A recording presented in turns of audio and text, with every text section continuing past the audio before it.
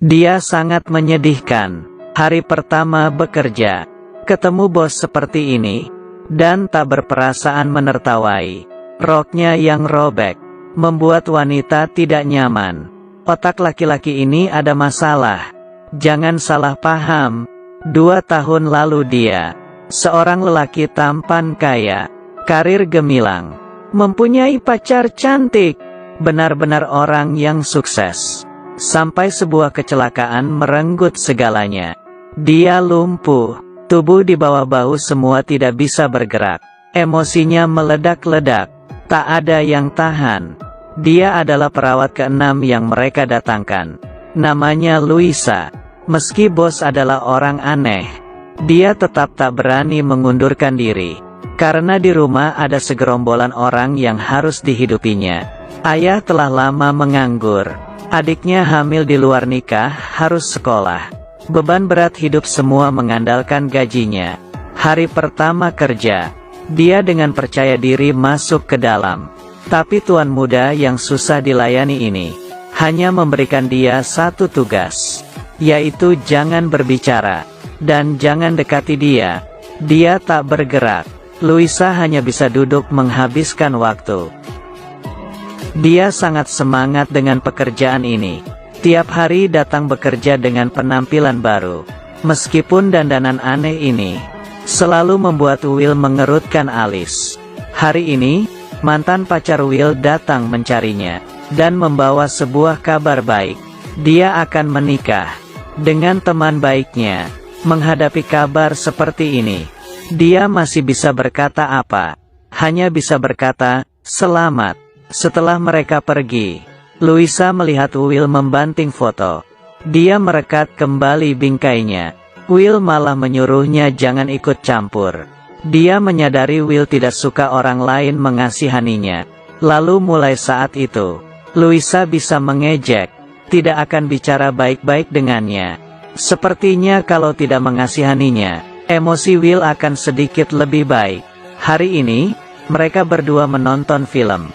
Sebenarnya Will tidak berencana menonton, tapi karena Luisa tidak suka, jadi dia harus melihat. Yang tak disangka adalah, Luisa sangat menyukai film ini. Mereka berdua pertama kali mengobrol. Will bertanya kepada Luisa, saat tidak kerja, "Kamu ngapain saja?" Luisa berkata menemani keluarga, atau menonton TV. Will menghujatnya, "Hidupmu lebih membosankan dari hidupku." Suatu malam, Will tertidur. Luisa diam-diam membuka laptopnya, menemukan sebuah video ulang tahun. Pria di video sangat energik, melakukan berbagai olahraga ekstrim. "Kamu sangat sulit menghubungkannya dengan pria lemah di depan ini." Melihat Will bangun, dia bertanya kenapa Luisa masih belum pergi. Luisa sengaja berkata salju terlalu besar tidak bisa pergi. Sebenarnya Will demam. Dia sengaja tinggal untuk menjaganya. Saat bosan, Will bisa bertanya masa lalu Luisa. Saat dia mengetahui pekerjaannya yang lalu adalah bekerja di kafe selama 6 tahun. Dia merasa sulit dibayangkan. Luisa memberitahunya, dia sebenarnya pernah lolos masuk ke universitas. Hanya saja dia tidak pergi, karena dia harus menjaga keluarganya. Membuka hati dan berbincang, membuat hubungan keduanya semakin dekat. Will bahkan bersedia membiarkan Luisa mencukur jenggotnya. Selesai mencukur, Luisa tertegun. Pria yang tidak rapi ini, rupanya adalah seorang pria tampan. "Ekspresimu sangat aneh. Jangan bilang kamu mencukur alisku. Hanya sebelah." Tapi hari bahagia tidak lama. Luisa dengan cepat mengetahui sebuah kabar buruk. Will rupanya diam-diam mengajukan permohonan euthanasia. Hatinya tidak lagi bisa santai. Sampai adiknya menghiburnya, menyuruhnya membawa Will banyak jalan-jalan keluar.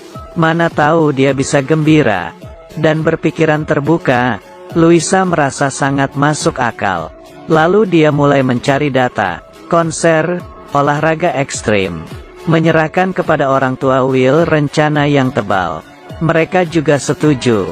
Dia merencanakan sebuah perlombaan kuda untuk Will. Tapi yang dibayangkan sungguh indah. Nyatanya sangat menyedihkan. Pertama, kursi roda tersangkut di rumput. Lalu, perlombaan kalah. Terakhir, ingin pergi makan. Pelayan tidak mengizinkannya masuk. Sungguh sangat gagal. Tapi Louisa tidak menyerah. Dia mempersiapkan yang lain untuk Will. Kali ini adalah konser musik klasik. Mengambil pengalaman yang lalu. Kali ini dia tampil mewah. Sebuah gaun merah yang cantik. Akhirnya membuat Will tersenyum. Mereka berdua melewati malam yang indah. Tapi Will tidak ingin pulang. Dia berkata, dia hanya ingin menjadi pasangan wanita bergaun merah, yang baru selesai mendengar konser. Meski hanya beberapa menit. Hari ini adalah ulang tahun Louisa. Will khusus datang ke rumahnya untuk merayakan. Gerak-geriknya menjaga Will, membuat pacar di seberangnya sangat cemburu. Lalu ada hal yang lebih tak bisa diterimanya. Saat Louisa melihat hadiah Will, senang sampai berteriak. Dia bahkan tidak lebih dari bos ini.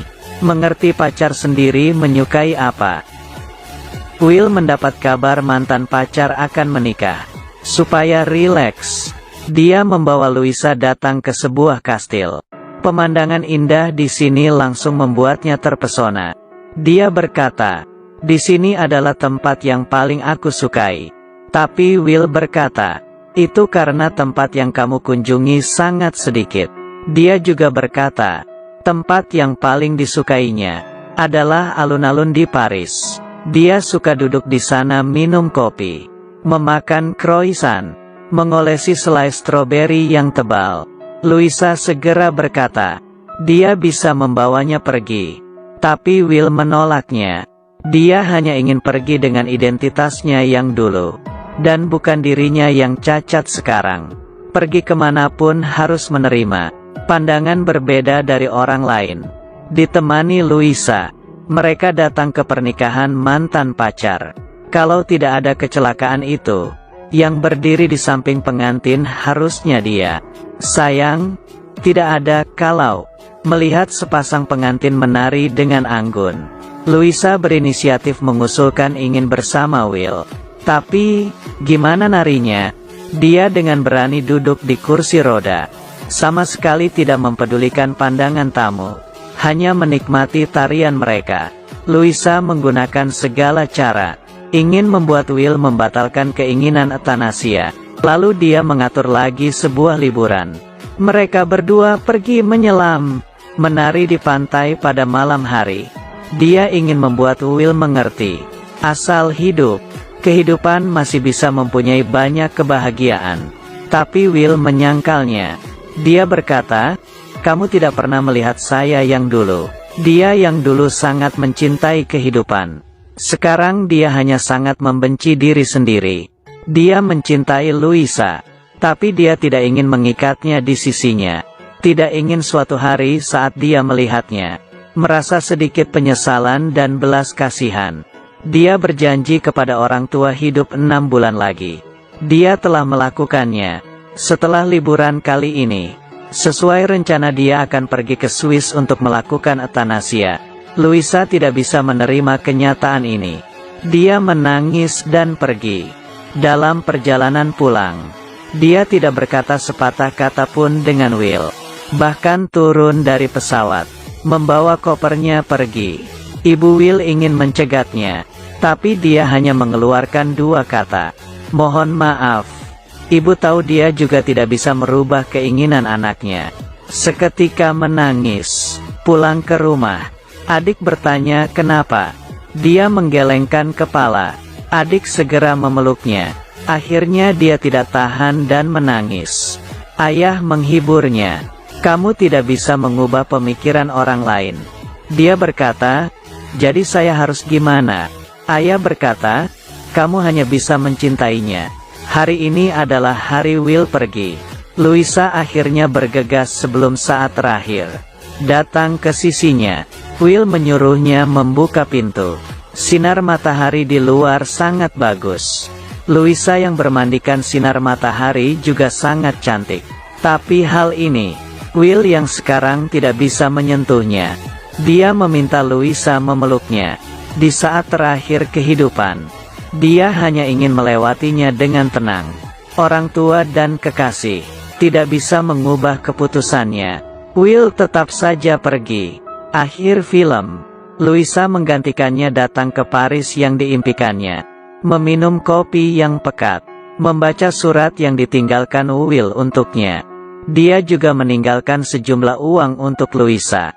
Dia yang sekarang akhirnya bisa berjalan dengan percaya diri di jalan, mengejar kehidupan yang diimpikannya. Demi diri sendiri, juga demi Will yang ada